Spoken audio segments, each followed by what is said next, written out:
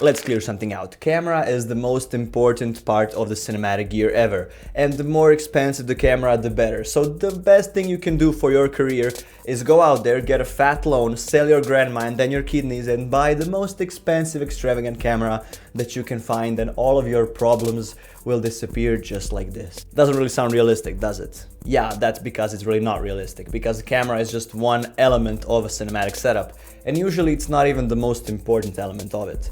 So here is the gear that I would buy and prioritize if I had to rebuild my cinematic setup from scratch. Let me just go over something really fast, and that is the word cinematic, because most people associate cinematic with super slow motion and razor thin depth of field, but that's not what cinematic really is. Cinematic comes from a combination of various different things, and that is cameras, lenses, lighting choices, set design, music choices, sound design, and many different things that are collaborated into making something cinematic.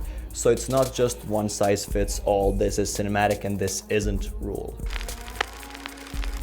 Number one, and I would say most important part of the whole cinematic setup, is lighting. You can do a lot of things if you just have a good lighting kit, and you will do a lot more if you have a bad camera and a fantastic light kit than if you had a best camera ever and then no light kit whatsoever. So emphasize and prioritize the lights. That would be one of my best advices that I could give you right now if you're building a cinematic kit. And I would, as a starter, get two things. First thing is one of these. This is a collapsible foldable reflector. Basically, it is this huge thing. It has two sides. You have one silver, which you can bounce the light like this. Up here, as you can see, it's bouncing it.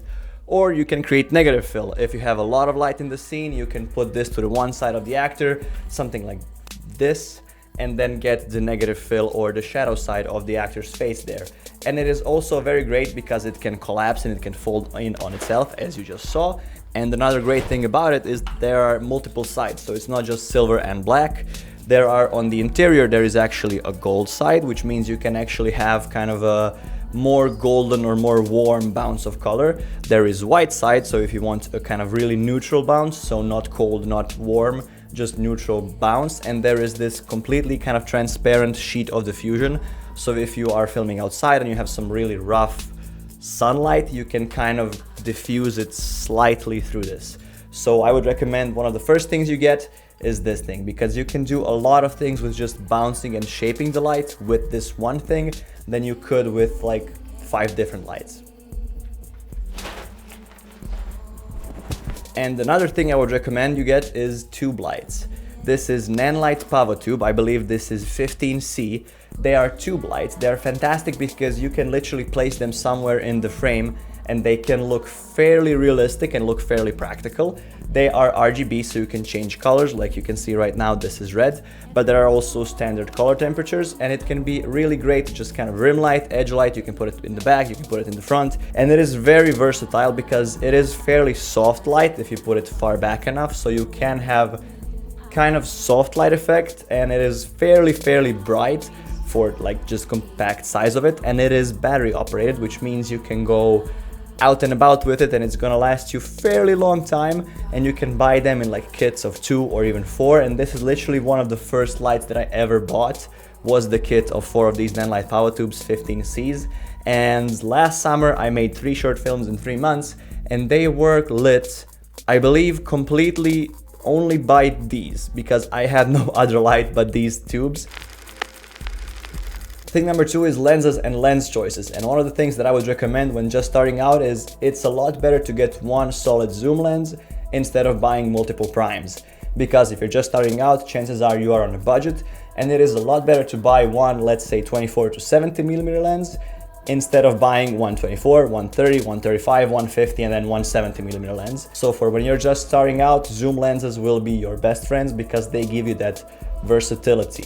Especially like I started out and I still do a lot of my client work on my Sigma 24 to 70mm lens. It is a great lens. It is an f2.8, I believe, so it can give you good shallow depth of field. It is good in low light, but it has that flexibility of being able to choose and kind of shift focal lengths on the go. And focal lengths are something that really change the way your footage looks. There is a video actually coming up on specifically focal lengths for cinematography, so stick around for that. Thing number 3 is really good audio gear, because really bad audio can completely ruin a fantastic framing and fantastic shot. So invest early into good audio. One good shotgun mic is really everything you need for just starting out. Preferably don't keep it on camera all the time, because if you can get it in the scene or plant it somewhere in the scene where it's not visible, you're gonna get a lot better output. I would definitely recommend going for something like these. These are Holy Land Lark Max 2. They are basically wireless mics that plug in directly to your camera, and they give you wireless audio, just like I have here right now. This entire video is recorded on one of these Holy Land Lark Max 2 microphones. There are many options out there on the market. This is not sponsored, I just use these because they are fantastic. There is DJI mics, there is Rhodes, I think even Smallrig has their own audio like options now. So pick what you want and what you think suits you the best. I will definitely recommend getting Holy Land Lark Max 2 because they do have 32-bit float internal recording, which is phenomenal. They have the option to buy even 4 transmitters that they connect to one receiver, which is fantastic if you have like larger or bigger group of actors that you need to lav all of them up. So that is fantastic, and they are fairly cheaper compared to, let's say, DJI options, and they give you better things, I would say, in my opinion, than some DJI mics, because DJI and Rode and things of that nature are more geared towards prosumer, I would say, instead of professional work. And one of the things that I really like with these Lark Max 2s are just the fact that they are very, let me just unclip myself here, just the fact that they are minimal. They are literally all black, no flashy designs, and even the logo of the Holy Land is in like black or gray, so it's really not noticeable, which is fantastic when you need to hide the microphone on an actor. Number 4 is definitely camera movement sector, and this is what the trap that I fell into, and that is thinking that I need everything. I need a gimbal, I need a slider, I need a tripod just to start. And that is completely wrong, so don't repeat or learn from the mistakes that I made. I would recommend definitely getting one really good, really high quality tripod, because that's gonna serve you for a long time, instead of buying one super cheap tripod that's gonna break and cause you some like nerves because you're gonna be stressed about putting your camera on it. You don't want that. Just get one really good solid quality tripod that's gonna get you really far along the way, instead of buying one cheap tripod and then going for a gimbal only for you to realize that cheap tripod is not really good because you're stressed every time you put your camera on it and you're not using the gimbal that often anyway. Number 5 is the camera. Yes, only at number 5, because camera body is important, but it's not the most important thing ever. So it's genuinely fairly simple nowadays. You're not gonna have to worry about sensor sizes, if it's APS-C or full frame, because at this day and age, sensor sizes really don't matter that much, because quality of sensors and just the processing and the cameras and everything has gone so far that as a starter camera, you can pretty much get almost anything, and it's gonna be really good. And if you can't even afford a camera, a great way to start is with just your phone. If you have a really good phone or an iPhone, that is a fantastic starter. So don't worry about super deep specs. Just check if dynamic range is good, check if you're gonna need a lot of like low light performance, check if there is dual native ISO. Preferably it shoots in 4K, because your phone shoots in 4K, so your camera should probably shoot in 4K too. But don't stress too much about it, because especially if you're just starting out, it's not that really deep or important.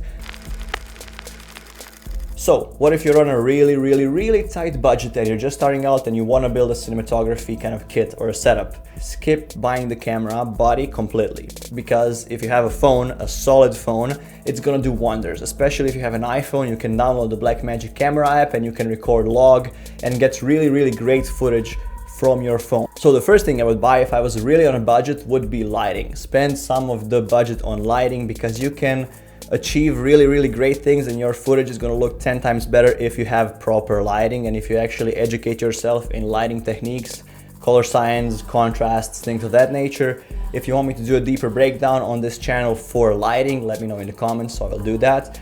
But definitely as a kind of first gear, if you're on a budget and you're not buying a camera, buy some sort of light. It can be those tubes, it can be something else, like maybe some LED panel, just to get you started. Then after that, I would invest into good audio equipment. That is just a good shotgun mic, or even something wireless like this from Rode, Holy Land, DJI or whatever. Then some camera support, so tripod for your phone if you're working on a phone or a camera, and then get it looking into like lenses or camera body and things of that nature.